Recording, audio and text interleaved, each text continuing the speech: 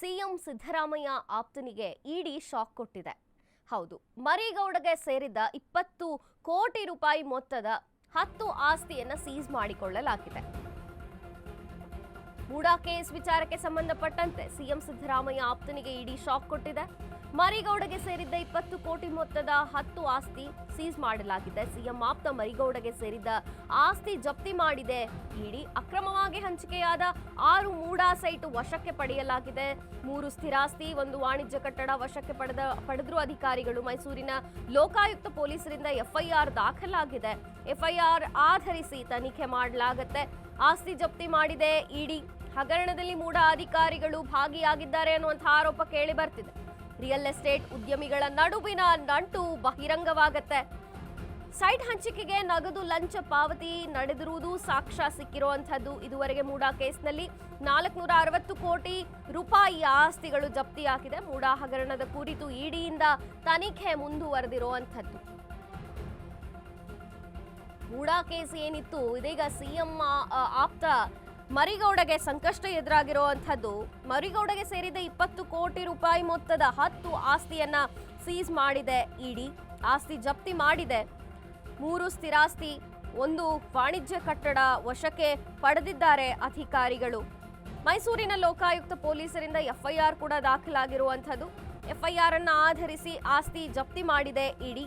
ಹಗರಣದಲ್ಲಿ ಮೂಡಾ ಅಧಿಕಾರಿಗಳು ಭಾಗಿಯಾದ್ರು ಅನ್ನುವಂತಹ ಆರೋಪವೂ ಕೇಳಿ ಬರ್ತಿದೆ. ರಿಯಲ್ ಎಸ್ಟೇಟ್ ಉದ್ಯಮಿಗಳ ನಡುವಿನ ನಂಟು ಬಹಿರಂಗವಾಗಿದೆ. ಸೈಟ್ ಹಂಚಿಕೆಗೆ ನಗದು ಲಂಚ ಪಾವತಿ ಮಾಡಿರುವುದರ ಬಗ್ಗೆ ಸಾಕ್ಷಿ ಕೂಡ ಸಿಕ್ಕಿರುವಂತಹದ್ದು. ಇದುವರೆಗೆ ಮೂಡಾ ಕೇಸ್ನಲ್ಲಿ 460 ಕೋಟಿ ರೂಪಾಯಿಯ ಆಸ್ತಿ ಜಪ್ತಿಯಾಗಿರುವಂತಹದ್ದು. ಮೂಡಾ ಹಗರಣದ ಕುರಿತು ಇಡಿಯಿಂದ ತನಿಖೆ ಮುಂದುವರೆದಿದೆ.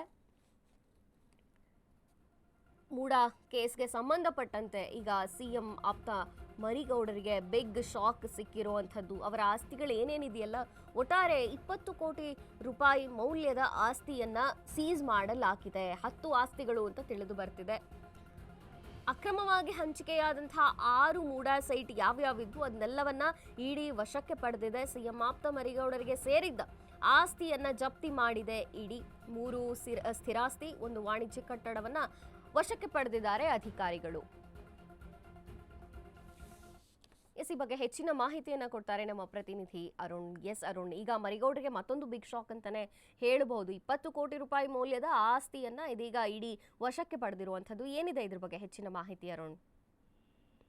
ಮಂಜರಿ, ಮೂಡಾ ಹಗರಣಕ್ಕೆ ಸಂಬಂಧಪಟ್ಟಂತೆ ತನಿಖೆಯನ್ನ ಮುಂದುವರಿಸಿದಂತ ಇಡಿ ಅಧಿಕಾರಿಗಳು ನಿನ್ನೆ ಸಿಎಂ ಆಪ್ತ ಮರಿಗೌಡ ಇದ್ದಾರೆ, ಮಾಜಿ ಮೂಡಾದ ಅಧ್ಯಕ್ಷರಾಗಿದ್ರು. ಸೊ ಅವರಿಗೆ ಸೇರಿದಂತಹ ಸುಮಾರು 20 ಕೋಟಿ ಮೌಲ್ಯದ 10 ಸ್ಥಿರಾಸ್ತಿಗಳನ್ನ ಇಡಿ ಅಧಿಕಾರಿಗಳು ಜಪ್ತಿಯನ್ನ ಮಾಡಿರುವಂತದ್ದು. ಅದರಲ್ಲಿ ಪ್ರಮುಖವಾಗಿ 6 ಅಕ್ರಮವಾಗಿ ಹಂಚಿಕೆಯಾದಂತಹ ಮೂಡಾ ಸೈಟ್ಗಳು, ಮತ್ತೆ 3 ಸ್ಥಿರಾಸ್ತಿಗಳು, ಮತ್ತೆ 1 ವಾಣಿಜ್ಯ ಕಟ್ಟಡ. ಇದರ ಮಾರ್ಕೆಟ್ ವ್ಯಾಲ್ಯೂ 20 ಕೋಟಿ ಅಷ್ಟು ಅಂತ ಇಡಿ ತನ್ನ ಒಂದು ಪ್ರೆಸ್ ನೋಟ್ ಅಲ್ಲಿ ಮೆನ್ಷನ್ ಅನ್ನ ಮಾಡಿರುವಂತದ್ದು. ಜೊತೆಗೆ ಏನಂದ್ರೆ ಲೋಕಾಯುಕ್ತ ಮೈಸೂರು ಪೊಲೀಸರು ಒಂದು ಎಫ್ಐಆರ್ ಅನ್ನ ದಾಖಲು ಮಾಡ್ಕೊಂಡ್ರು. ಅದರ ಒಂದು ಆಧಾರದ ಮೇಲೆ ಇಡಿ ಅಧಿಕಾರಿಗಳು ಸಹ ತನಿಖೆಯನ್ನ ಪ್ರಾರಂಭ ಮಾಡಿರುವಂತದ್ದು. ಈಗಾಗಲೇ ಮೂಡಾ ಮಾಜಿ ಆಯುಕ್ತರಾದ ದಿನೇಶ್ ಕುಮಾರ್ ಅವರನ್ನ ಸಹ ಇಡಿ ಅಧಿಕಾರಿಗಳು ಬಂಧಿಸಿರುವಂತದ್ದು. ಮತ್ತೆ ಪ್ರಮುಖವಾಗಿ ಸರ್ಕಾರದ ಆದೇಶಗಳು ಮತ್ತೆ ನಿಯಮಗಳನ್ನ ಉಲ್ಲಂಘನೆ ಮಾಡಿ ಅಕ್ರಮವಾಗಿ ಸೈಟ್ಗಳ ಹಂಚಿಕೆ ಆಗಿರುವಂತದ್ದು ಇಲ್ಲಿ ಗೊತ್ತಾಗಿರುವಂತದ್ದು ಇಡಿ ತನಿಖೆಯಲ್ಲಿ. ಅಂದ್ರೆ ಇಲ್ಲಿ ಎಲ್ಲೂ ಸಹ ಒಂದು ನಿಯಮಾನುಸಾರವಾಗಿ ಒಂದು ಸೈಟ್ಗಳನ್ನ ಹಂಚಿಕೆ ಮಾಡಿಲ್ಲ. ಜೊತೆಗೆ ಅಧಿಕಾರಿಗಳು ಯಾರು ಭಾಗಿಯಾಗಿದ್ದಾರೆ ಅವರು ಅಧಿಕಾರಿಗಳು ಮತ್ತೆ ರಿಯಲ್ ಎಸ್ಟೇಟ್ ಉದ್ಯಮಿಗಳು ಯಾರು ಇರ್ತಾರೆ, ಸೊ ಅವರ ನಂಟು ಸಹ ಬಹಿರಂಗವಾಗಿರುವಂತದ್ದು. ಅಂದ್ರೆ